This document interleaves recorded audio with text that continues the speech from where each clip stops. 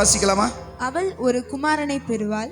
அவள் ஒரு குமாரனை பெறுவாள். அவருக்கு இயேசு என்று பெயரிடுவாயாக. அந்த குமாரனாகிய அவருக்கு இயேசு என்று பெயரிடுவாயாக. ஏனெனில், ஏன் கேட்டீங்கன்னா, அவர் தமது ஜனங்களின் பாவங்களை நீக்கி அவர்களை ரட்சிப்பார் என்றான். அவர்களை ரட்சிப்பார் என்றான். ஆமென் சொல்லுங்களேன். இனி வாசிக்க வேண்டாம், வச்சிருங்க. பைபிளை என்ன செஞ்சிருங்க, இனி வீட்டுக்கு போய் நீங்கள் மிச்சத்தெல்லாம் வாசிக்கங்க.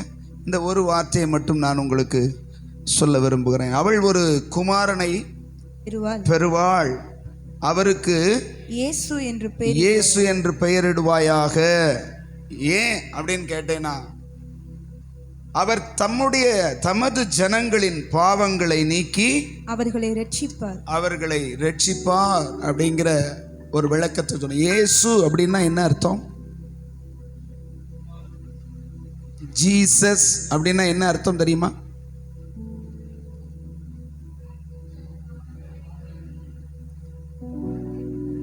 சொல்லுங்க. இயேசுனா என்ன அர்த்தம் தெரியுமா? பாவங்களை நீக்கி ரட்சிக்கிறவர் அப்படின்னு அர்த்தம். ரட்சகர் அப்படிம்பாங்க. ரட்சகர். ஆமென் சொல்லுங்களேன். அல்லேலூயா. இப்ப கடவுள் ஏன் இன்னைக்கு கிறிஸ்துமஸ்ன்னு சொல்லி கொண்டாடுறோம்? உலகம் முழுவதும் எந்த சர்ச்சுக்கு போனீங்கன்னாலும் இன்னைக்கு நைட்ல விடிய விடிய என்ன செய்வாங்க, அந்த கிறிஸ்துமஸ் விழா நடக்கும். உலகம் முழுவதும் பல நாட்கள் நடந்து கொண்டே இருக்கிறது. இந்த மாதம் முழுவதும் கிறிஸ்துமஸ் பண்டிகை கொண்டாடி கொண்டே இருக்கிறார்கள். நீங்க பேப்பர்ல பார்த்தா அரசியல்வாதிகள்லாம் என்ன செய்யறாங்க, கிறிஸ்துமஸ் விழான்னு கொண்டாடுறாங்க. கிறிஸ்துமஸ் அப்படிங்கிறது என்ன அப்படின்னா, மனிதனை தேடி கடவுள் வந்ததை நினைவு கூறுகிறது. ஆமென் சொல்லுங்களேன். அல்லேலூயா. ஏன் மனிதனை தேடி கடவுள் வரணும்? அடுத்த ஒரு காரணம். கேள்விகள் கேட்பேன், உங்களுக்கு தெரிஞ்சவங்க எல்லாரும் பதில் சொல்லலாம். ஏன் கடவுள் மனிதனை தேடி இந்த பூமிக்கு வரணும்? சொல்லுங்க.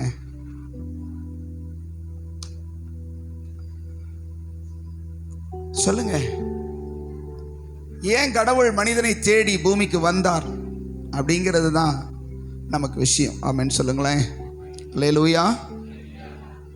உலகத்தில் தோன்றின எல்லா மனிதனும் ஒரே மனிதனிலிருந்து, கடவுள் உண்டாக்கின ஒரு மனிதனிலிருந்து வந்தவர்கள். ஆதாம் ஏவாள் என்கிற கடவுளால் சிருஷ்டிக்கப்பட்ட ஒரு மனிதனிலிருந்து தோன்றினவர்கள். அந்த ஒரு மனிதனிலிருந்து தோன்றின எல்லாரும் இன்னைக்கு உலகம் முழுவதும் 800 கோடி பேருக்கு மேல இருக்கிறோம். அந்த மக்கள் ஆதியில இருந்ததான அந்த மனிதன் ஒரு தவறு செய்ததனால், கடவுள் தனக்கு கட்டளையிட்டதான பிரமாணத்தை அல்லது ஒழுங்க அல்லது கட்டளைய அவன் மீறினதினால் பாவம் செய்து, தெய்வம் அவங்களுக்கு கொடுத்த நன்மைகளை, ஆசீர்வாதங்களை, செழிப்பான ஒரு வாழ்க்கையை, கவலை இல்லாத ஒரு வாழ்க்கையை, கண்ணீர் இல்லாத ஒரு வாழ்க்கையை இழந்து போனார்கள். அந்த வாழ்க்கையை மறுபடியும் திரும்ப மனிதனுக்கு கொடுக்கும்படியாக மனுக்குலத்தை தேடி கடவுள் வந்தார். அதுதான் கிறிஸ்துமஸ். ஆமென் சொல்லுங்களேன். அல்லேலூயா. சரி, நான் இப்போ உங்கள்கிட்ட 2 கேள்வி கேட்க போறேன். நீங்க மேக்சிமம் எல்லாரும் பதில் சொல்லணும்னு நான் நினைக்கிறேன். சரிங்களா? கடவுள் அப்படின்னு நம்ம சொல்றோம். கடவுள் இருக்காரா இல்லையா? நான் சொல்றேன் கடவுள். இயேசுவா அல்லது அந்த பேர் அந்த பேர்லாம் சொல்லல. கடவுள் இருக்காரா இல்லையாங்க? நீ முழிக்கிற மொழியை பார்த்தனாக்க நான் இருக்கனா இல்லையானே சந்தேகமா இருக்குங்கிற மாதிரி முழிக்கிறீங்க. நானே எங்க இருக்கேன்னு எனக்கு தெரியலைங்கிற மாதிரி முழிக்கிறீங்க. கொஞ்சம் ஃப்ரீயா இருங்க, கொஞ்சம் ஃப்ரீயா இருங்க. நம்ம ஒன்றும் அப்படி இல்லை, ஃப்ரீயா. கடவுள் இருக்கிறாரா இல்லையா? சத்தமா சொல்லுங்க. ஆமா. கடவுளுடைய தன்மை என்ன? முக்கியமான பல தன்மைகள் உண்டு, பல கேரக்டர்ஸ் உண்டு, பல சுபாவங்கள் கடவுளுக்கு உண்டு. ரொம்ப இம்பார்ட்டன்டான, ரொம்ப முக்கியமான 2 காரியத்தை நான் உங்களுக்கு சொல்ல போறேன். ஒன்று சொல்லுங்க பார்க்கலாம். நீங்க உங்களுக்கு தெரிஞ்சதை சொல்லுங்க பார்க்கலாம். கடவுள்னா அவர் எப்படிப்பட்டவராக இருக்கணும்? சூப்பர், கையை தட்டிங்கயா. மாரிமுத்தானே அடி நச்சுன்னு என்ன செஞ்சிட்டாருன்னா ஒரே வரியில் அடிச்சிட்டார். அன்புடையவராக இருக்கணும். வாசிங்களேன் ஒரு யோவான் நிருபத்தை. மற்ற யாருமே பதில் சொல்ல வேண்டாம்னு அவர் அடிச்சிட்டாரு. வாசிச்சிருமா? தேவன் எப்படிப்பட்டவராக இருக்கிறார், கடவுள் எப்படிப்பட்டவராக இருக்கிறார் வாசிங்க 4ஆம் அதிகாரம் 1 யோவான் 4ஆம் அதிகாரம் பக்கம் 329 பக்கம் 329 பக்கத்துல 4:16. தேவன் நம்மேல் வைத்திருக்கிற அன்பை நாம் அறிந்து விசுவாசித்திருக்கிறோம். தேவன் அன்பாகவே இருக்கிறார். சொல்லுங்க, தேவன். இங்க வந்து கடவுள் அப்படிங்கிற பேருக்கு பதில் தேவன் இருக்கும். சொல்லுங்க, கடவுள் அப்படிங்கிற பேருக்கு பதிலா தேவன் இருக்கும். கடவுள் அன்பாகவே, தமிழ் மொழிபெயர்ப்பில் கடவுள் தான் இருக்கும். இது வந்து சமஸ்கிருதம் அதிகமாக இருக்குது. ஸ்தோத்திரம்ங்கிறதெல்லாம் சமஸ்கிருதம், நன்றிங்கிறது தான் தமிழ். சரிங்களா? அப்புறம் இங்க வந்து தேவன் இருக்கிறது, கடவுள்னு வாசிச்சா கடவுள் அன்பாகவே இருக்கிறார். சத்தமா சொல்லுங்க, கடவுள் அன்பாகவே இருக்கிறார். சரி, ஒன்ன கேட்டேன், டப்புன்னு சொல்லிட்டார். இன்னொரு கேரக்டர்ஸ் ரொம்ப முக்கியமானது. இன்னொன்னு சொல்லுங்க, கடவுளிடத்துல நாம் எதிர்பார்க்கிற ஒரு காரியம் கருணை, வேற மன்னிக்கிறவர், வேற நான் எதிர்பார்க்கிற சொல்ற வரைக்கும் கேட்டுக்கிட்டே இருப்பேன். சொல்லுங்க, நன்மை செய்கிறவர், வேற சொல்லுங்கம்மா. உங்களுக்கு எல்லாம் தெரியாத கடவுள் எப்படிப்பட்டவரா இருக்கணும்? அவர் சொல்லிட்டார், முதல்ல அன்புன்ட்டாரு. ஓகே, நான் எதிர்பார்க்க, நீங்க சொல்றதெல்லாம் இருக்கு, இல்லைன்னு இல்லை, இருக்கணும், அதெல்லாம் மாற்றம் இல்லை, தப்புன்னு சொல்லலை, நீங்க சொல்றது சரிதான். ஆனா நான் எதிர்பார்க்கறது வரைக்கும் சொல்லுங்க. நம்பிக்கை, அவர் நம்பிக்கையா இருக்கணுமா, இல்ல நம்ம அவர் மேல் நம்பிக்கையா இருக்கணுமா? சொல்லுங்க. பரிசுத்தரா? பரிசுத்தமா இருக்கணும். அவரே அசுத்தமா இருந்தாருன்னா நம்மள என்ன செய்ய மாட்டாரு, சுத்தமா ஆக்க முடியாது. சரி, வேற நான் எதிர்பார்க்கறது வரைக்கும் சொல்லுவேன். கடவுள் எப்படிப்பட்டவராய் இருக்கணும் அதான் சொல்லிட்டார்ல, வேற சொல்லுங்க. நல்லவரா இருக்கணும். அவர் நல்லவர் தான். நான் எதிர்பார்க்கறத சொல்ற வரைக்கும் கேட்பேன். சொல்லுங்கம்மா. ரொம்ப ரொம்ப நல்லவரா இருக்கு. அவர் நல்லவர் தான். நல்லவர் நாள் ரொம்ப ரொம்ப நல்லவர் நாள். சொல்லுங்கம்மா, பின்னாடி சொல்லுங்க. கடவுளுடைய தன்மை நீடிய சாந்தம் உள்ளவர், வேற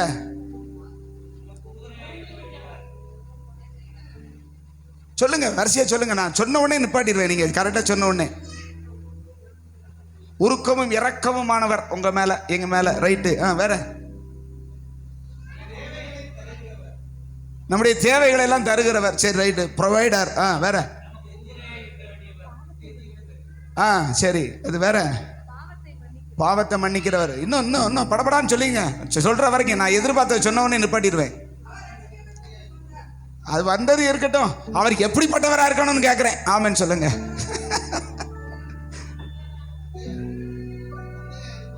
ஓ, நமக்கு தந்தை, நமக்கு அப்பாவா இருக்கிறார், ரைட்டு. வேற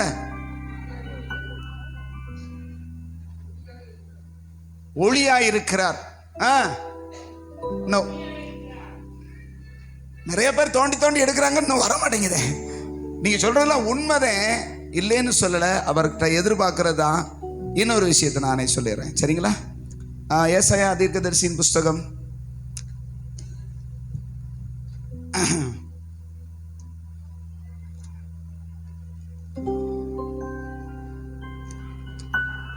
5ஆம் அதிகாரம் 16வது வார்த்தை. ஏசாயா தீர்க்கதரிசியின் புஸ்தகம். சேனைகளின் கர்த்தர். அந்த சின்ன பைபிள்ல இருக்காது, இப்ப உங்களுக்கு கொடுத்ததுல இருக்காது. இது பழைய பெரிய பைபிள்ல தான் இருக்கும். சேனைகளின் கர்த்தர் நியாய தீர்ப்பினால் உயர்ந்து பரிசுத்தமுள்ள தேவன், பரிசுத்தமுள்ளதான கடவுள், நீதியினால் பரிசுத்தராய் விளங்குவார். என்னதுங்க? நீதியினால் பரிசுத்தராய். நீதி சொல்லுங்க. நீதி. யாராவது சொன்னீங்களா? பரிசுத்தம் சொன்னீங்க, அப்படி நீங்க எப்படி, நீங்க நல்லவர், நீங்க அப்பா, நீங்க ரைட்டு, எல்லாமே உண்மைதான். ஆனா மெயின் ஒன்று அன்பு, இன்னொன்று சொல்லுங்க, ஒன்று அன்பு, இன்னொன்று நீதி. சரியா? நான் மறுபடியும் இதை உங்கள்கிட்ட கேட்பேன், சொல்லிக்கிட்டே இருக்கணும். 1 2. இது யாருடைய சுபாவமா இருக்கணும்? ஒரு மெய்யான கடவுளுடைய சுபாவம்னா, ஒன்று அவர் நீதியா இருக்கணும், இன்னொன்று அவர் எப்படி இருக்கணும்? சொல்லுங்க, அன்பா இருக்கும். சரிங்களா? இப்ப இந்த 2 கேரக்டர் இருக்குல்ல, மறுபடியும் மனசுல சொல்லிக்கிட்டே இருங்க. அவர் நீதி உள்ளவர், அவர் அன்பானவர். இந்த 2 கேரக்டர் இருக்குல்ல, 2 ஒண்ணுக்கு ஒண்ணு எதிரி. தெரியுமா உங்களுக்கு? கவனிக்கிறீங்களா? ஏன் அப்படின்னு சொல்றேன், இப்ப உங்களுக்கு புரியும் பாருங்க. இப்ப ஒண்ணு என்னது, மறுபடியும் சொல்லுங்க. அன்பு, இன்னொன்னு நீதி. சரியா? இந்த 2 ஒண்ணுக்கு ஒண்ணு பொருந்தாது. கரெக்ட். எதிரியாக்கும். எப்படி பொருந்தாத ஒரு குணத்தை உடைய கடவுள் அப்படின்னு சொன்னேன்னா, இப்ப நான் உங்களுக்கு சொல்றேன் பாருங்க. ஒரு அன்புள்ள கடவுள். கடவுள் எப்படிப்பட்டவர்? சத்தமாவே சொல்லுங்க. அன்புள்ள கடவுள். சீக்கிரம் சீக்கிரம் தம்பி. அன்புள்ள கடவுள் தான் படைத்த மனிதன் ஒரு சின்ன தவறு செஞ்சான் அப்படிங்கிறதுக்காக அவனை நரகத்தில் போடுவாரா? சொல்லுங்க. போட முடியுமா? அவர் அன்புள்ளவரா இருந்தா போடுவாரா? சொல்லுங்களேன், பதில் சொல்லுங்களேன். கொஞ்சம் கவனிங்க. நான் உங்களோட பிராக்டிக்கலா பேசுறேன். நான் வசனத்தெல்லாம் பேச விரும்பல. பிரசங்கம் பண்ணா உங்களுக்கு புரியாது. உங்களோட கேள்வி கேட்டா தான் உங்களுக்கு புரியும். கொஞ்சம் கண்ணை திறந்து பாருங்க, பார்க்கலாம். அப்படியே நீ பார்க்குற மாதிரியே கண்ண மூடிருக்காங்க. அது எப்படின்னு தெரியல. ஆமென் சொல்லுங்க. அது ஞானக்கண்ணா என்னன்னு தெரியல. பரிசுத்தமான தெய்வம், சாரி, அன்பான தெய்வம். ஒரு மனிதன், தான் உண்டாக்கின மனிதன் ஒரு சின்ன தப்பு செஞ்சுட்டான் அப்படிங்கிறக்காக அவனை தூக்கி அவன் மரித்ததுக்கு அப்புறம் நரகத்தில் போட முடியுமா? நம்ம பிள்ளை ஒரு சின்ன தப்பு செஞ்சுட்டான் அல்லது ஒரு பெரிய தப்பை செஞ்சுட்டான், வீட்டுக்குள்ள நுழையாதான்னு வேணா சொல்லுவோம் 4 நாளைக்கு. அதுக்கப்புறம் என்ன செய்யறது? பெத்து தொலைஞ்சாச்சுல. ஆமென் சொல்லுங்களேன். நம்ம தானே பெத்தோம் அப்படின்னு எவனாவது, அப்படிப்பட்ட பிள்ளைய, நம்ம பிள்ளைதான், அவன் செஞ்சது தப்புத்தேன், ஆனாலும் எவனாவது வந்து உன் பிள்ளைய பாருங்கன்னா உடனே நமக்கு என்ன செஞ்சிடும்? முணுக்குன்னு கோவம் வந்துடும். ஆமென் சொல்லுங்க. அடுத்தவன் சொன்னாலே வருது. இப்படிப்பட்ட தெய்வம் தான் உண்டாக்கின மனு குலத்தை என்றென்றைக்கும் வாதிக்கிறதான, என்றென்றைக்கும். நரகம்னா என்னன்னு தெரியுமா உங்களுக்கு? தெரிஞ்சவங்க கை உயர்த்துங்க, கையை மட்டும். நரகம்னா என்னன்னு தெரியுமியா? தெரியாதா உங்களுக்கு? நரகம்னா என்னங்க? ஒருத்தருக்கும் தெரியாதா? சரி, அதை என்னன்னு தெரிஞ்சா தானே நம்ம அதை பேச முடியும். ஒரு வசனத்தை வாசிக்கலாம் உங்களுக்கு, அதில் எப்படின்னு இருக்குன்னு பார்ப்போம். லூக்கா எழுதின சுவிசேஷம், லூக்கா எழுதின சுவிசேஷம்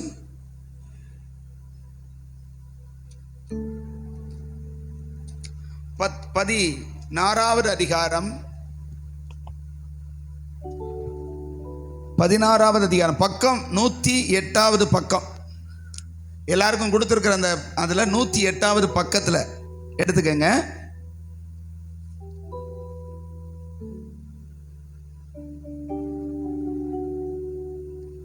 அதில் ஒரு சம்பவம் வந்து 19வது வசனத்திலிருந்து ஒரு சம்பவம் எழுதியிருக்கு. அதை ஒரு வசனத்தை மட்டும் 19 வாசிங்க. ஐஸ்வர்யமுள்ள ஒரு மனுஷன் இருந்தான். பணக்காரனாகிய ஒரு மனுஷன் இருந்தான். அவன் இரத்தாம்பரமும், அவன் விலையேறப்பெற்ற இரத்தாம்பரமும், விலையேறப்பெற்ற வஸ்திரமும் தரித்து, விலையேறப்பெற்றதான உடையும் உடுத்தி, அனுதினமும் சம்பரமாய் டெய்லி அப்படியே குறைவில்லாம ராஜபோஜனம் சாப்பிட்டு கொண்டிருந்தான் அப்படின்னு சொல்லப்பட்டிருக்கு. அடுத்து லாசரு என்னும் பெயர் கொண்ட ஒரு தரித்திரமும் இருந்தான். லாசர் அப்படிங்கிற ஒரு மனுஷனும் ஒரு தரித்திரன், ஒரு பிச்சைக்காரன் அப்படி எடுத்துக்கோங்க. அவன் பருக்கள் நிறைந்தவனாய், அவன் பருக்கள் அப்படின்னா அந்த நமக்கு சொல்லுவோம், பருனா பரு அல்ல, புண்ணு. அது நம்ம என்ன சொல்லுவோம், அந்த மாரியத்தை வந்தன எப்படி, அது மாதிரி வைசூரி வந்தது மாதிரி கன்றாவியான ஒரு மனுஷன், புண்ணும் கிண்ணுமா அப்படிப்பட்ட ஒரு தரித்திரன் இருந்தான். அந்த ஐஸ்வர்யவானுடைய, அந்த பணக்காரனுடைய வாசலுக்கு வெளியே நின்று அவன் சாப்பிடும் போது சிந்துறது தூத்து விடும் போது அதை பிறக்கி தின்னு வாழ்ந்து கொண்டிருந்தான். அப்படிதான் சொல்லப்பட்டிருக்கு. ஆமென் சொல்லுங்களேன். சரி, இப்ப 2 பேரும் அடுத்த வசனத்துல 2 பேரும் ஒரே நேரத்தில் மரிக்கிறாங்க. 2 பேரும் கொஞ்சம் கவனிங்க. நான் வசனத்தை வாசிக்கிறவங்க மட்டும் வாசிச்சா போதும், மற்றவங்க கேளுங்க. 2 பேரும் சேம் டயத்தில் என்ன செய்யறாங்க? பாவடைச்சிட்டாங்க. அல்லேலூயா சொல்லுங்க. புரியுதா? நம்ம பாசையில் சொன்னா பாவடைச்சிட்டாங்க. கச்சாத்த கணக்கு கண்டிச்சாச்சு. ஆமென் சொல்லுங்க. சில பேருக்கு புரிய மாட்டேங்குது. அது நம்ம மக்களுக்கு மட்டும் புரிகிற வார்த்தை. ஆமென் சொல்லுங்களேன். கச்சாத்த கண்டிச்சாச்சு. அன்னைக்கு 2 பேருக்கும் ஒரே நாளில் பாவடைச்சியாச்சு. ஆமென் சொல்லுங்களேன்.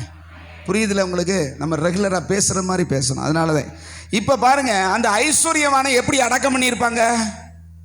பெரிய ஐஸ்வர்யவான், அடி பார்த்தீங்கன்னா மேலதாளம் அப்படியே ஜஞ்சனகான் ஊரே திரண்டு என்ன செய்யுது போகுது. பார்க்குறவங்க செத்தா இப்படி இல்லடா இருக்கணும், மனுஷன் வாழ்ந்தா இப்படி இல்லடா இருக்கணும்னு சொல்கிறாங்க. இந்த புண்ணுங்கன்னுமா இருக்கானே ஒருத்தன், இவனும் ஒரே நல்லது செத்து போனான். நான் நினைக்கிறேன் செத்த உடனே சோறு கிடைக்காதான்னு செத்து போனானா என்னன்னு தெரியல, இருக்கலாம். ஏன்னா இங்கே தான் கொஞ்சம் கொஞ்சமாக சிந்துறாங்க, மற்றவன் சிந்தாமலே தின்றான் போல. ஆமான்னு சொல்லுங்களேன். ஆமாம், நம்ம சொல்லணும் சிந்தாமல் சாப்பிட்றா அப்படின்னு. அவன் சிந்தி சாப்பிட்றான் நிறையா இருக்கிறவன். அதனால இனிமேல் சோறே கிடைக்கான்னு செத்து போனானா என்னன்னு தெரியல. பரவாயில்ல, அவனை அந்த நகராட்சிக்காரங்க இழுத்துட்டு போய் புதைச்சிட்டாங்க. சொல்லுங்க, புரியுதா உங்களுக்கு? இதுல யாரு பாக்கியவான்? நம்ம சொல்லுங்க. யாரை பார்த்து இப்படி இல்லடா இருக்கணும் அப்படின்னு சொல்றது யாரு? அவன் வேட்டு போடுறான் பாருங்க, திருநீளத்துக்கு வேட்டு போடுறாங்க. அப்படியே பூல பல்லாக்கு கட்டி தூக்கிட்டு போறாங்க. ஒரு 1000 ஜனம் பின்னாடி போகுது ஐஸ்வர்யவானுக்கு. இவனை அந்த தெருவில் செத்து கிடக்கிறவனை முனிசிபாலிட்டியில் குப்பை தொட்டியில் போட்டது மாதிரி கொண்டு போய் என்ன செஞ்சிடான், என்ன செய்யறது, அனாதை பணம் அப்படின்னு பதைச்சு விட்டாங்க. இது நடக்குது. நீங்களும் நானுமா இருந்தால் என்ன சொல்லுவோம்?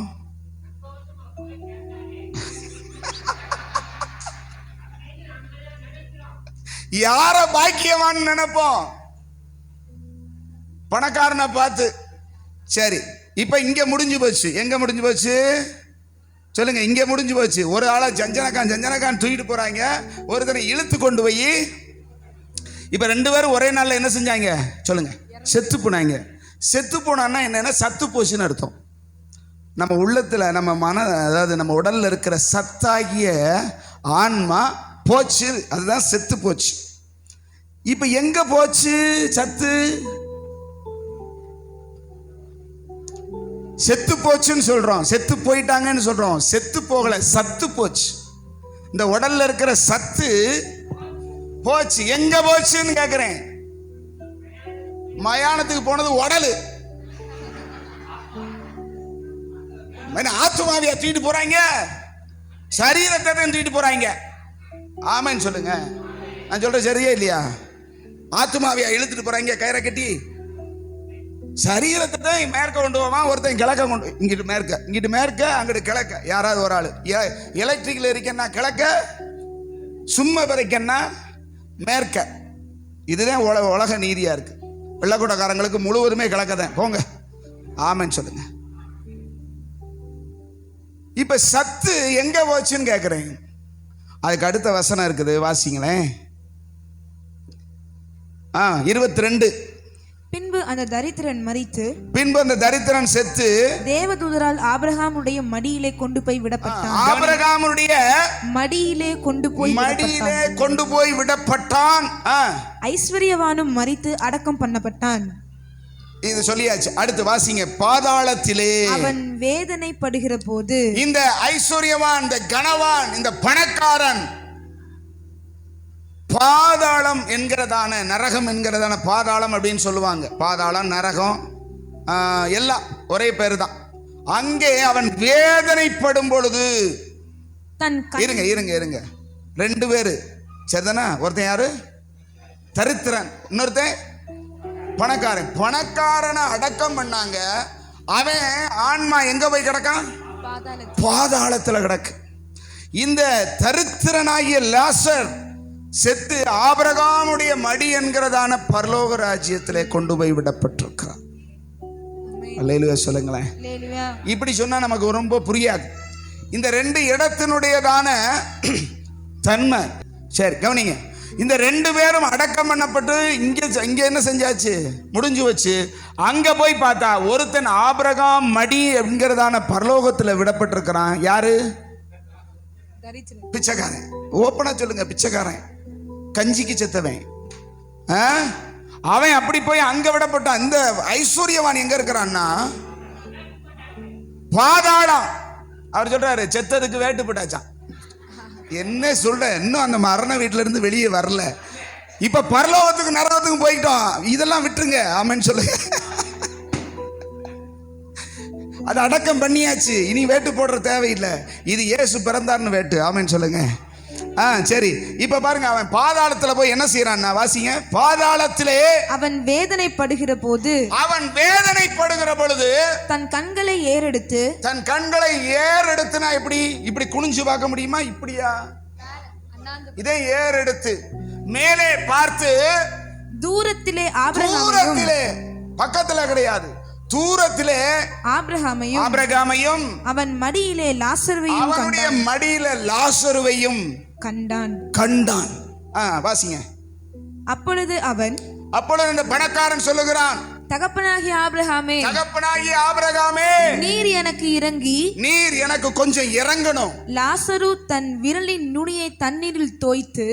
உங்களுக்கு புரியுதான்னு தெரியல, இன்னும் தெளிவா வாசிக்க முடியுமா? லாசருங்கிற அந்த பிச்சைக்காரன் தன் விரலின் நுனியை நுனியை தண்ணீரில் தோய்த்து, தண்ணீரில் நனைச்சு என் நாவை குளிர பண்ணும்படி. ஏங்க, உங்களுக்கு தாகமா இருக்குன்னா இப்படி கைய இப்படி தண்ணியில தொட்டு நாக்கில் கொண்டு வந்து வச்சா எப்படி இருக்கும்? ஏன் ஒரு டம்ளர்ல மோந்து கொடுத்தா என்ன குறைஞ்சா போயிருவேன்னு கேட்குறீங்க நீங்க? அவன் கேட்குறான் பாருங்க, என்ன கேட்குறான்? அவனுடைய அந்த பிச்சைக்காரன் அந்த புண்ணுங்குண்டுமா இருந்து செத்தான் பார்த்தீங்களா, அந்த அவன் ஆபிரகாமின் மடியில மேல இருக்கிறான், சொகுசா இருக்கிறான். தகப்பனாகி ஆபிரகாமே, கொஞ்சம் என் மேல மனசு வச்சு அவனை அனுப்பி வச்சு தண்ணியில நனைச்சிட்டு என் நாக்க குளிர பண்ணுங்கிறான். என்ன கொடுமை பார்த்தீங்களா? ஏன் அப்படி கேட்டான்னு அடுத்து வாசிங்க. இந்த அக்கினி ஜுவாலையில் வேதனைப்படுகிறேனே. நமக்கு தெரியும் அக்கினி ஜுவாலைன்னா, உங்களுக்கு தெரியும், ஒரு டன்னு அல்ல சாரி ஒரு லாரி நிறைய போட்டு நம்ம மக்கள் எரிப்பாங்க, அதில் அப்படி இறங்குவாங்க, பார்த்துருப்பீங்க. இந்த ஒரு லாரி நிறைய இருக்கிற விறகையே எரியும் போது பக்கத்திலேயே நம்மளால என்ன செய்ய முடியல. பங்குனி மாசம் நீங்க பார்த்துருப்பீங்க, சரியா? அதுக்கு மேல பேசல, பார்த்துருப்பீங்க, உங்களுக்கு தெரியும். அதுல எல்லாம் அமர்ந்ததுக்கு அப்புறம் மட்டப்படுத்தி தான் உள்ள திடுன்னு, புரியுதா உங்களுக்கு? இதுதான் அக்கினியினுடைய நிலைமை. இங்க சொல்றான், இந்த அக்கினி ஜுவாலை எரிந்து கொண்டிருக்கிறதுல வேதனைப்படுறேன், எனக்கு ஒரு சொட்டு தண்ணி இப்ப கிடைச்சா போதுங்கிறான். நரகத்தின் கொடுமை என்னங்கிறத நாம புரிஞ்சாதான் நரகம்னா என்னன்னு தெரியும். ஆமென் சொல்லுங்களேன். ஒரு மனிதனுடைய ஆவி, கவனிங்க, ஒரு மனுஷனுடையதான ஆன்மா இந்த உலகத்துல எப்படி வாழ்றானோ தெரியாது. ஒருவேளை கோடீஸ்வரனா வாழலாம், அல்லது அவன் கோமனாண்டியா கூட வாழலாம். ஆமென் சொல்லுங்க. என்ன செய்யறது? நான் இந்த குடும்பத்துல பிறந்து தரித்திரனா இப்படி வாழணும் தான் நினைவு நீங்க நினைக்காதீங்க. நமக்கு இது முக்கியம் இல்லை. ஆமென் சொல்லுங்க. இங்கே அவன் பிச்சைக்காரனா இருந்தான், தூத்து தள்ளுறதான பருக்கை எடுத்து தன் பசியை ஆற்ற ஆசையா இருந்தானா.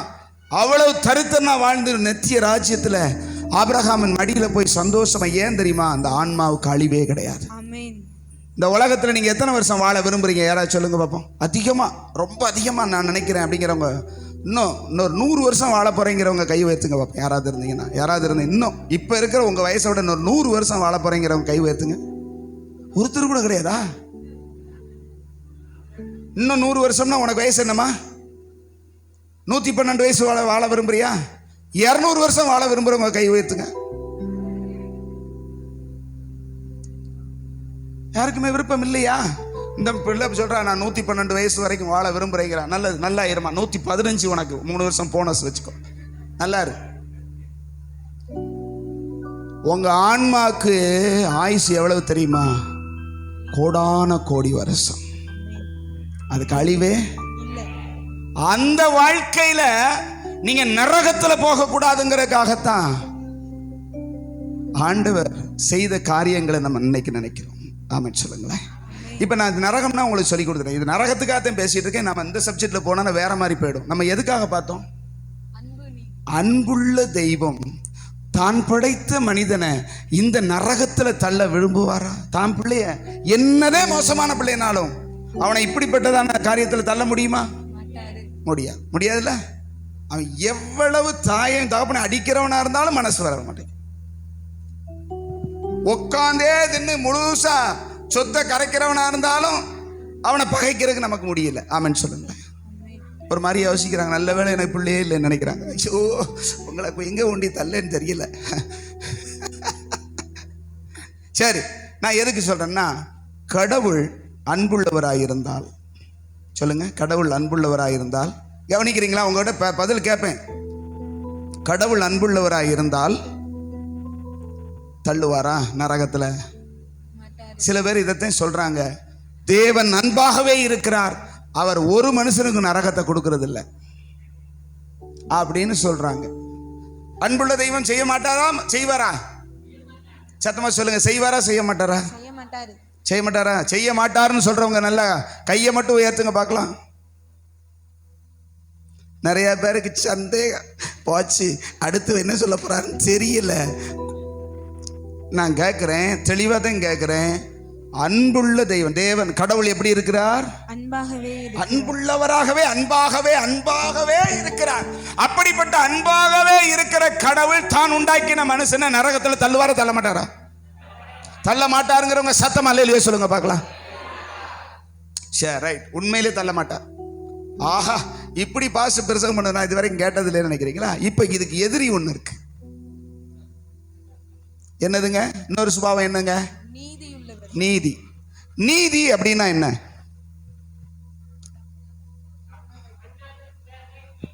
எது சொல்லுங்க. நீதினா என்னங்க? நீதினா என்னது? நீதினா என்னது? நீங்க சொல்லுங்க, எங்கேயும் கேட்குது, நல்லா சத்தமா சொல்லுங்க. ஐயா, தப்புனா தப்புதேன். சரி, தப்பு செஞ்சவன் உப்பு தின்னவன் தண்ணி குடிச்சான். நீ பண்ண தப்புக்கு தண்டனையா? அதுதான் நீதி. நீதிமன்றத்தில் போய், ஐயா நான் இதை திருடிட்டேன், என்னைய மன்னிச்சிருங்க, என்ன திருடுனேன்னு ஒத்துக்கிட்டேல, அதுக்குரிய தண்டனை என்ன செய்யணும்? இதே நீதி. நீதிமன்றத்தில் போய் மன்னிப்பு சமீபத்தில் உங்களுக்கு தெரியும், கடந்த நாட்களில் நான் அவங்க செத்துட்டதுனால தைரியமாக சொல்கிறேன், நம்முடைய முன்னாள் முதல்வர்கள் அந்த டான்சி வழக்கில் இத்தனை கோடி முறைகேடுன்னு சொன்ன உடனே நான் அதை திருப்பி தந்துடுறேன்ட்டாங்க. அல்லேலூயா சொல்லுங்க. செஞ்ச முறைகேட திருப்பி தர்றேன்னு சொன்னாலும் தப்பு, தண்டனை. செத்ததுக்கு அப்புறமும் தண்டனை அறிவிச்சாங்களா இல்லையா? அவர்கள் மரணித்ததினால் அவர்களுக்கு தண்டனை இல்லாமல் போச்சு. சின்ன செத்து போனாங்க, அவங்கள தண்டனை கொடுக்க. இதே நீதி. உயிரோடு அந்த ஒருத்தர் மாட்டிக்கிட்டாங்கல்ல, அவங்க தோழி. நீங்க என்னதே முதலமைச்சராக இருந்தாலும் சரி, நீங்க என்னதே அதிபராக இருந்தாலும் சரி, நீதிக்கு முன்பதாக எல்லாரும் தப்பு செஞ்சவன் தண்டனை அனுபவிச்சுதான் ஆகணும். இப்ப கடவுள் நீதி உள்ளவராய் இருக்கிறார். இப்ப நாம் செய்த பாவங்களுக்கு அவர் தண்டனை கொடுப்பாரா கொடுக்க மாட்டாரா? அப்ப அன்புள்ளவரா இல்லையா? அன்புள்ளவர் தண்டிப்பாரா? அப்ப நான் நீதி உள்ளவர் தண்டிப்பாரா தண்டிக்க மாட்டாரா? என்னையா குழப்பறியா? குழப்பல. இந்த தெளிவு உங்களுக்கு இருந்தாதான் நான் சொல்ல போற விஷயம் புரியும். ரெண்டுமே உண்மை. அவர் அன்புள்ளவர் தான், அவர் நீதியும் உள்ளவர் தான். தப்பு செய்தவனை, பாவம் செய்தவனை, குற்றம் செய்தவனை தண்டியாமல் விடவே மாட்டார். அல்லேலூயா சொல்லுங்க. தப்பிச்சிடலாமா?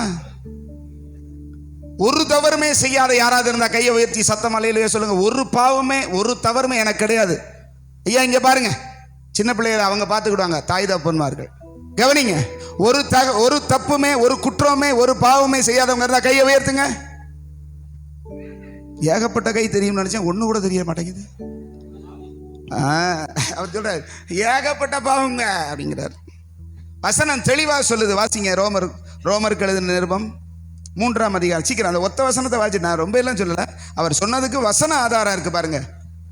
ரோமர் 3:23 பக்கம் 210. எல்லாரும் பாவம் செய்து தேவ மகிமை அற்றவர்களாகி, தெய்வத்துக்கு எதிரானவர்களாய் மாறிவிட்டோம். அப்படிதான் சொல்லப்பட்டிருக்கு. ஆமென் சொல்லுங்களேன். யாருமே கை தூக்கல இல்ல, நீங்க தூக்குனீங்களா? ஒரு பாவமும் செய்யாத உத்தமர்கள் கை உயர்த்தவும். இங்கிட்டு இல்ல, இங்கிட்டு எங்க விட்டாச்சு கேட்டா ஏகப்பட்டதை வந்து அடுக்கலாம். ஆமென் சொல்லுங்க.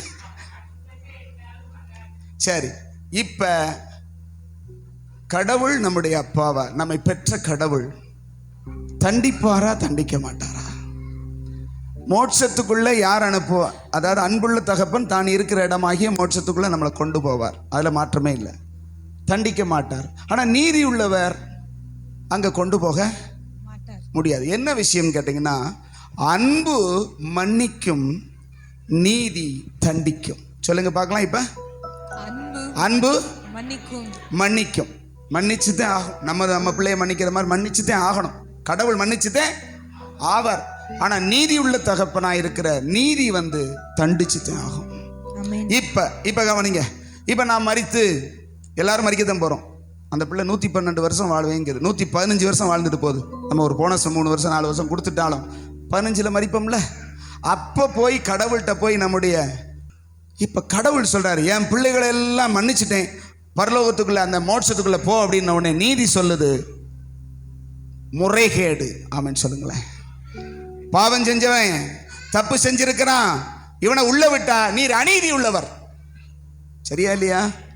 ஜட்ஜே இருக்காருன்னு வைங்க, தான் மகனா இருந்தாலும் ஒரு கொலை செஞ்சுட்டு வந்தவனை என் மகன் சொல்லி அவனை காப்பாத்தினார்னா அது அநீதியா இல்லையா? சொல்லுங்க. அநீதி தான். தப்புனா தப்பு தான். நீதிக்கு அதுக்கு தான் கண்ணை என்ன செஞ்சிருக்காங்கன்னா கருப்பு ரிப்பனை வச்சு யாருன்னு பார்க்க, தப்புனா தப்பு தான். இப்ப கடவுள் மன்னிச்சார்னா நீதி சொல்லுது, சொல்லுங்க, அநீதி உள்ளவராய் மாறி விடுவீர். ஆமென் சொல்லுங்களேன். இப்ப சொல்ற, சரி விடு, அவன் தப்பு செஞ்சுட்டான், அவனை தண்டிச்சிரு அப்படின்னா இங்கிட்ட அன்பு சொல்லுது, ஓம்பிள்ள தானே, ஓம்பிள்ள தானே, அவனை இப்படி நரகத்துல போடலாமா? இப்ப என்னங்க செய்யறது? இந்த நிலைமை உங்களுக்கு இருந்தா என்ன செய்வீங்க? இந்த நிலைமை உங்களுக்கு இருந்தா என்ன செய்வீங்க? விற்கவும் முடியல, கக்கவும் முடியல, முழுங்கவும் முடியல, துப்பவும் முடியல. ஏண்டா பெத்தம் தான் இருக்கு. ஆமென் சொல்லுங்களேன். சொன்னதையும் கேட்டு தொலைய மாட்டேன்ட்டான், அப்படித்தான் அநியாயம் செய்யறான். ஆமென் சொல்லுங்க. நம்மளால அதை செய்யாத என்ன செய்யாம இருக்க முடியுதா? அதைத்தான் முதல்ல செய்யறோம். அடே அங்க போகாதரா அந்த 5 எழுத்து கடைக்கு அப்படின்னா அங்கதான் முதல்ல போறோம். ஆமென் சொல்லுங்களேன். புரியுதா உங்களுக்கு? புரிஞ்சவங்களுக்கு புரிஞ்சிருக்கும். ஆமென் சொல்லுங்க. அப்படியே இருக்கட்டும். இப்ப இதுக்கு விட தான் நம்ம சொல்ல போறோம். இப்ப நீங்க என்ன சொல்றதுன்னா, வானத்துக்கும் போக முடியல, கீழையும் இப்ப அந்தரத்துல தான் தொங்குற மாதிரி இருக்கு. ஆமென் சொல்லுங்களேன். இதுக்குத்தான் கடவுள் ஏற்படுத்தின ஒரு விசேஷத்தை சொல்ல போறேன். மனிதர்கள் யாவரும் பாவம் செய்து தேவனுக்கு விரோதியாயிட்டாங்க. ஆனா கடவுள் அன்பாய் இருக்கிறார் மனிதர்கள் மேல. இவனை மோட்சத்துக்கு கொண்டு போகணும் அப்படின்னா இவன் பாவம் மன்னிக்கப்பட்டு அல்லது அவன் தண்டனை அனுபவிச்சே, தண்டனை அனுபவிச்சா போக முடியாது. தண்டனை அனுபவிச்சா நரகத்துக்கு போகணும். நரகத்துல இருந்து மீட்டு கொண்டு போக முடியாது. அப்ப நான் ஒண்ணு செய்வோம். என்ன செய்வோம்னா, இவன் தண்டனை நம்ம அனுபவிச்சுக்கிறோம். அல்லேலூயா சொல்லுங்களேன். சரிதானே? யாராவது ஒரு ஆள் தண்டனை அனுபவிக்கணும்ல அப்படின்னு சொல்லி, பாவத்திற்கான தண்டனை என்ன அப்படின்னா, பாவம் செய்தவன் ரத்தம் சிந்தியே ஆகணும். இதுதான் ஒழுங்கு. தப்பு செஞ்சவன் தண்டனை அனுபவிச்சே ஆகணும். அப்படின்னா யாரு ஏன் என்னுடைய பாவத்தை நான் தண்டனை அனுபவிச்சேன்னா என்னால என்ன செய்ய முடியாது? அதை கழிக்க முடியாது. அப்பனா சர்வலோகத்தையும் படைத்த கடவுள் மனிதனாய், கன்னியின் வயிற்றிலே தூய மனிதனாய் வந்து தானே தன் உயிரை கொடுத்து சிலுவையிலே மரணமாகி, சரிங்களா, மரித்து அதை நம்புகிற ஒவ்வொருவருக்கும் இந்த பாவ மன்னிப்பு என்ன செய்யறாருன்னா தர்ற. ஆமென் சொல்லுங்களேன். இப்ப இன்னொரு கேள்வி, ரொம்ப முக்கியமான கேள்வி, கவனிங்க. இதுதான் மிக முக்கியம். நான் முடிக்க போறேன். நான் ஒரு 5 நிமிஷம் இருக்கு எனக்கு. 12 மணிக்கு உங்கள்கிட்ட நான் என்ன செஞ்சிருவேன், முடிச்சிருவேன். அல்லேலூயா. ஒரு 5 நிமிஷம் போறேங்க. இப்ப நான் உங்கள்கிட்ட கேட்கிறேன், எல்லாருக்காகவும் இயேசு மரித்தார். உலகத்தில் இருக்கிற எல்லாருக்காகவும் மரிச்சிருக்கிறார். அப்படின்னா எல்லாருடைய பாவத்தையும் மன்னிச்சுட்டாரா இல்லையா?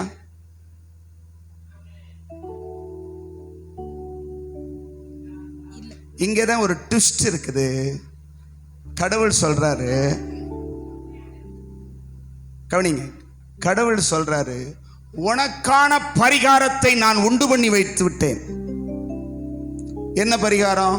நீ செய்ததான அல்லது நீ அந்த உலகத்தில் செஞ்ச எல்லா பாவத்துக்கும் ஒரு பரிகாரத்தை நான் சிலுவையிலே தொங்கி என்னுடைய சொந்த ரத்தத்தை என்ன செஞ்சிட்டேன், சிந்தி அதுக்கு மன்னிப்பை உண்டாக்கி வச்சுட்டேன்.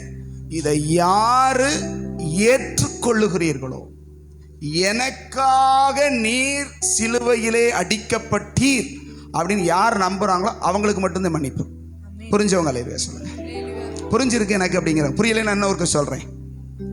எத்தனை பேருக்கு புரியுது? ஐயா, எல்லாருமே அவருடைய பிள்ளைகள். நீங்களும் அவருடைய பிள்ளை தான், நீங்களும் அவருடைய பிள்ளை, எல்லாருமே அவருடைய பிள்ளை. எல்லாருக்காகவும் அவர் என்ன செஞ்சிருக்கிறாரு?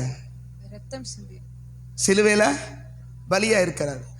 ஏன் எனக்கு பாவ மன்னிப்பு கிடைக்கல அப்படின்னா, நான் எனக்காக இயேசு சிலுவையிலே தொங்கி அடிக்கப்பட்டு நான் அனுபவிக்க வேண்டிய தண்டனை அவர் அனுபவித்தார் அப்படின்னு நம்பணும்னா அவர் கொடுப்பேங்கிறார். இன்னும் உங்களுக்கு புரியும்படி சொல்றேன். ஏற்கனவே ஆயத்தம் பண்ணி வச்சாச்சு. உங்களுக்கு பசிக்குது அப்படி வச்சுக்கோங்க. இதுல வந்து எல்லா சாப்பாடு இருக்குது அப்படி வச்சுக்கோங்க. இப்பயே பசிக்கிற டைம் தான், சாப்பாடு இருக்குது, உங்களுக்கு பசிக்குது. நீங்க பசிக்குதுன்னா வந்து சாப்பிட்டா நிரம்புமா? பசிக்குது பசிக்குதுன்னு சொன்னா நிரம்புமா? மற்றவங்க சாப்பிட்றத பார்த்தா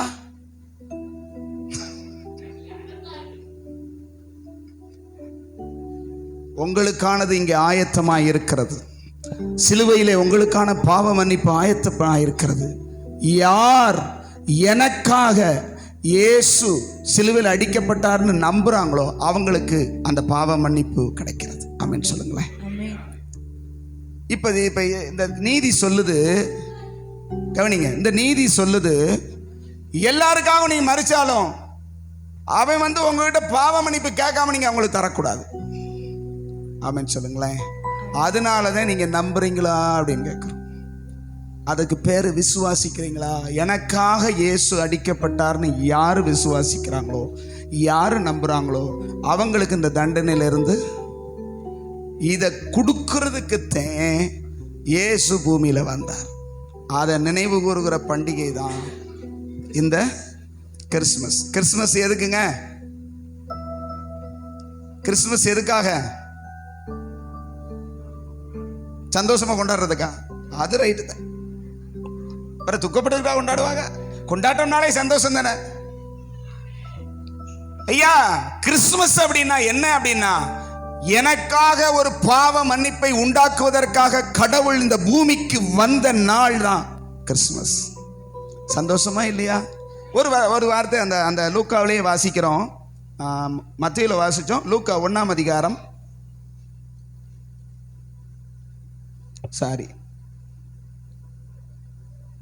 2ஆம் அதிகாரம் 10வது வசனம், பக்கம் 79வது பக்கத்துல தேவதூதன் அவர்களை நோக்கி, லூக்கா 79வது பக்கம் 2:10, தேவதூதன் அவர்களை நோக்கி, பயப்படாதிருங்கள், பயப்படாதிருங்கள், இதோ இதோ எல்லா ஜனத்துக்கும் மிகுந்த சந்தோஷத்தை உண்டாக்கும் நற்செய்தியை உங்களுக்கு அறிவிக்கிறேன். யாருக்கு? எல்லா ஜனத்துக்கும். சொல்லுங்க, யாருக்கு? எல்லா ஜனத்துக்கும். எல்லா ஜனத்துக்கும் ஒரு சந்தோஷம் அப்படின்னா என்ன தெரியுமா? ஒரு பேதுக்காக சொல்றேன். ஒரு சாராருக்கு ஒரு இது சந்தோஷம்னா இன்னொரு சாராருக்கு ரொம்ப வருத்தமா இருக்கும். ஒண்ணும் இல்லை, உங்களுக்கு புரியும்படி சொல்றேன். நல்லா அடமழை பெய்யுதுங்க, நல்ல மழை பெய்யுதுன்னா நம்ம ஆளு என்ன செய்வாங்க? தரணை முடியாதையான்னு சொல்லி வருத்தப்படுவாங்க. விவசாயி சொல்லுவான் சந்தோஷமா வீட்டில் உட்காந்துருப்பான். அந்த மழையில என்ன செய்வான்? ஒருத்தன் மகிழ்ச்சி, ஒருத்தன் துக்கம். இதுதான் இயல்பு. வெயில் நல்லா போடுதுன்னா நமக்கு தறி கம்பா ஓடும் பாருங்க. அவன் சொல்லுவான் பாவிப்பை வானம் இப்படி இருக்கே அப்படின்பா. சரியா? அப்புறம் இவன் சந்தோஷப்படும் போது அவங்க துக்கப்படுறாங்க. அவங்க சந்தோஷப்படும் போது இவங்க 2 நாள் தரணையிலான புலம்பல் சமாளிக்க முடியல. ஆமென் சொல்லுங்க. ஒரு நாள் டப்பாக்குற நூல் கடை கேட்டாலே, டப்பா கிடைக்கலாட்டாலே புலம்பல் சமாளிக்க முடியல. அப்படித்தான் இருக்கு. சரியா? ஆனா எல்லா ஜனத்திற்கும் எல்லாருக்கும் ஒரு சந்தோஷம்னா, எல்லாரும் பாவம் செய்திருக்கிறதுனால எல்லாருக்கும் விடுதலை. சந்தோஷமா இல்லையா? யாருங்க இலவசமா கொடுத்தா வேண்டான்னு சொல்லுவா? நரகத்துக்கு போறத வேண்டான்னு, உனக்கு போய் நான் அந்த பாடுகளை அந்த பிரச்சனையை அனுபவிச்சுக்கிறேன்னா யாரு வேண்டான்னு சொல்லுவா? இன்னைக்கு நீங்க எனக்காக இயேசு அடிக்கப்பட்டார், எனக்காக அவர் ரத்தம் சிந்தினார், என்னுடைய தண்டனை அவர் ஏற்றுக்கொண்டார்னு யார் யாரெல்லாம் மனசுல நினைக்கிறீங்களோ அவங்களுக்கெல்லாம் விடுதலை. ஆமென் சொல்லுங்களேன். அந்த இயேசு கிறிஸ்துக்கு நல்ல ஒரு கையை தட்டி, எனக்காக பிறந்தாரு, என் தண்டனை அனுபவிக்கும்படியாக அவர் உலகத்துல வந்தார், அவருக்கு நன்றின்னு சொல்லுங்க. ஆமென் சொல்லுங்க. இப்படி எழும்பி நின்று நம்ம முடிக்க போகிறோம். 12 மணி கரெக்ட் ஆயிடுச்சு. எல்லாம் எழும்பி நிற்கலாம். எல்லாம் அப்படியே எழும்பி நின்று உங்களுக்காகவும் எனக்காகவும் அந்த தண்டனை அனுபவிக்கும்படி இயேசு இந்த பூமியில வந்திருக்கிறார். அதை நினைவு கூறுகிறதற்காகத்தான் இந்த கிறிஸ்துமஸ் பண்டிகை. அப்படியே எழும்பி நின்று கண்ணை மூடி, இயேசுவே, எனக்காக நீங்க ஒரு பாவ மன்னிப்பையும் தண்டனையை ஏற்றுக்கொண்டு சிலுவையில் மரிச்சிங்க. பாவம் செய்தவன் மரிச்சு தான் ஆகணும். பாவம் செஞ்சவன், தப்பு செஞ்சவன் தண்ணி குடிச்சு தான் ஆகணும். அதுக்கு தான் இயேசு உங்களுக்காக மரித்தார். ஆமென் சொல்லுங்களேன். உங்க இடத்துல நீங்க செஞ்ச பாவத்தை, நான் செஞ்ச பாவத்துக்கும் நான் சாகணும், நான் நரகத்துக்கு போகணும். அதுக்கு பதிலாக இயேசு நரகத்துக்கு போனார், நரக வேதனை அனுபவித்தார். ஆமென் சொல்லுங்களேன். ஓ ஜீஸ், எத்தனை பேர் அப்படியே நம்புறீங்க? என்னுடைய பாவங்களை எல்லாம் மன்னிங்க. எனக்கு ஒரு புத்தாடை கிடைக்கிறதுக்காக நான் ஒருவேளை வந்திருக்கலாம். ஆனால் ஆண்டவர் சொல்ற, உன்னுடைய பாவத்தையே கழுவி உன் வாழ்க்கையை நான் புதுசா மாற்ற போறேங்கிறார். நமக்கு ஒரு பாலகன் பிறந்திருக்கிறார். இயேசுன்னு அவருக்கு பெயரிடுங்கள், ஏனென்றால் அவர் தமது ஜனங்களின் பாவத்தை நீக்கி ரட்சிப்பார். ஆமென் சொல்லுங்களேன். எல்லா ஜனங்களுக்கும் அப்படின்னு இருந்தாலும் தம்மை நம்புகிற தம்முடைய ஜனங்களுக்கு தான் அவர் மன்னிப்பார். நீங்க யாருடைய பிள்ளையா இருக்கிறீங்க? இயேசுவே, நீர் என்னை உண்டாக்கினீர், எனக்குள்ள இருக்கிற ஆன்மாவுக்கு தகப்பன் நீங்க தான். இந்த உலகத்துல யாரும் பாவத்துக்கான விமோச்சனத்தை கொடுக்க முடியாது. அதனாலதான் நீங்க வானத்திலிருந்து பூமிக்கு வந்து என்னிடத்துல காணப்படுகிற எல்லா பாவ சாபங்களுக்காய், நான் செய்த குற்றங்களுக்காக நீங்க தண்டனை அனுபவிச்சீங்கன்னு சொல்லுங்க. ஆண்டவர் உங்க பாவத்தை கழுவி உங்களுக்கு ஒரு புது வாழ்க்கைய இந்த உலகத்துக்கு பிற்பாடு நித்தியமாய் கோடான கோடி வருஷம் வாழப்போகிற உங்கள் ஆன்மா அவரோடு கூட மோட்ச லோகத்தில் சந்தோஷமா, அதைத்தான் வைகுண்ட பதவின்னு சொல்றாங்க, அதுதான் மோட்சம்னு சொல்றாங்க, அதுதான் பரலோகம்னு சொல்றாங்க. அந்த பரலோக ராஜ்யத்தில் நித்தியமாய் கடவுளோடு வாழுகிற வாழ்க்கையை கடவுள் உங்களுக்கும் எனக்கும் கொடுக்க ஆசையோடு வந்திருக்கிற. அப்படியே கண்ணை மூடி சொல்லுங்க பார்க்கலாம். ஆண்டவரே, என் பாவங்களுக்காக நீங்க அடிபட்டீங்கன்னு நான் நம்புறேன். நம்புனா போதுங்க. நம்புகிற தம்முடைய ஜனங்கள் எல்லாருக்கும் விடுதலை கொடுக்கிறார். எனக்கு அந்த பாவ மன்னிப்பு, அந்த தண்டனையிலிருந்து தப்பணும் அப்படின்னு நினைக்கிறவங்க உங்க நெஞ்சில கையை வச்சு எனக்கு உதவி செய்யுங்க. ஆண்டவரே, என்னுடையதான பாவங்கள், என்னுடையதான தண்டனையை எனக்கு பதிலாக நீங்கள் சிலுவையில் ஏற்றுக்கொண்டீங்கன்னு நான் நம்புகிறேன். அவ்வளோதான் விஷயம், வேற ஒன்றுமே கிடையாது. நீங்கள் காஷ்மீர் வரைக்கும், கன்னியாகுமரி வரைக்கும், நீங்கள் காசி வரைக்கும் போக வேண்டிய அவசியம் இல்லை. எருசலேமுக்கு போக வேண்டிய அவசியம் இல்லை. பாத யாத்திரை போக வேண்டிய அவசியம் இல்லை. உங்கள் பாவத்துக்காக நீங்கள் பரிகாரம் செலுத்த தேவையில்லை. இயேசு உங்களுக்காக பரிகாரியாய் மாறிவிட்டார். ஹல்லேலூயா. நன்றி அப்பான்னு சொல்லுங்க பார்க்கலாம். நன்றி அப்பா, எனக்காக தண்டிக்கப்பட்டீரே, அதனால் நான் மன்னிக்கப்பட்டேன். எனக்காக தண்டிக்கப்பட்டீரே, அதனால் நான் மன்னிக்கப்பட்டேன். எனக்காக காயப்பட்டீரே, அதனால் நான் சுகம் பெற்றுக்கொண்டேன். எனக்காக காயப்பட்டீரே, நான் செய்த கைகளினால் கால்களினால் செய்த தவறுகளுக்காக, அதனால் நான் மன்னிக்கப்பட்டேன். உங்க கை செய்ததற்காக அவருடைய கைகளில் ஆணிகள் அடிக்கப்பட்டது. நீ உன் கால்களினால் தவறான இடங்களுக்கு போய் பாவம் செய்தபடினால் அவருடைய கால்களில் ஆணிகளால் குத்தப்பட்டது. உன்னுடைய சிந்தனை, உன்னுடைய மூளையில தவறானவைகளை சிந்தித்தபடினால் அவர் தலையில் முள்முடியை வைத்து அடித்தார்கள். உன்னுடைய இருதயம் தப்பா சிந்திச்சதுனால அவருடைய விலாவிலே ஈட்டியை வைத்து குத்தினார்கள்.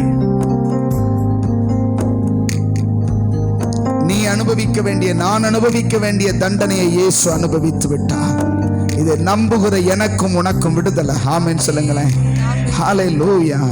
என்னோடு சேர்ந்து சொல்லுங்க. அப்படி நம்புறவங்க சொல்லுங்க. எனக்காக தண்டிக்கப்பட்டீரே, அதனால் நான் மன்னிக்கப்பட்டேன். எனக்காக தண்டிக்கப்பட்டீரே, அதனால் நான் மன்னிக்கப்பட்டேன். எனக்காக காயப்பட்டீரே, அதனால் நான் சுகம் பெற்றுக்கொண்டேன். எனக்காக காயப்பட்டீரே, அதனால் நான் சுகம் பெற்றுக்கொண்டேன். கை உயர்த்தி உமக்கு ஆராதனை, ஆராதனை, ஆயுளெல்லாம் ஆராதனை, ஆராதனை, ஆராதனை, ஆயுளெல்லாம் ஆராதனை. தகப்பனே, நீர் எங்களுக்காக சிலுவை மரத்தில் ஏறி செய்து வைத்திருக்கிற ரட்சிப்புக்காக உமக்கு நன்றி. அதை நம்புகிற ஒவ்வொருவருக்கும் விடுதலை தருகிறது, அதற்காக நன்றி. அதை செய்வதற்காக பூமிக்கு இறங்கி வந்த தினத்தை நாங்கள் எல்லாரும் நினைவு கூர்ந்து சந்தோஷமாய் உமக்குள் களி கூறுகிறோம். இந்த நாளிலே கொண்டு வந்த எல்லா மக்களையும் ஆசீர்வதிங்க. உங்க கரத்தில் ஒப்பு கொடுக்கிறோம். இயேசுவின் மூலம் ஜெபித்து ஜெயம் எடுக்கிறோம் நல்ல பிதாவே. என் ஆத்துமாவே கர்த்தரை ஸ்தோத்திரி, என் முழுவலுமே பரிசுத்த நாமத்தை ஸ்தோத்திரி. என் ஆத்துமாவே கர்த்தரை ஸ்தோத்திரி. கர்த்தர் செய்த சகல உபகாரங்களை மறவாதே. ஆமென். தூளில் இருந்து உயர்த்தி நீர், தூக்கி என்னை நிறுத்தி நீர், துதித்து பாட வைத்தீர். அல்லேலூயா.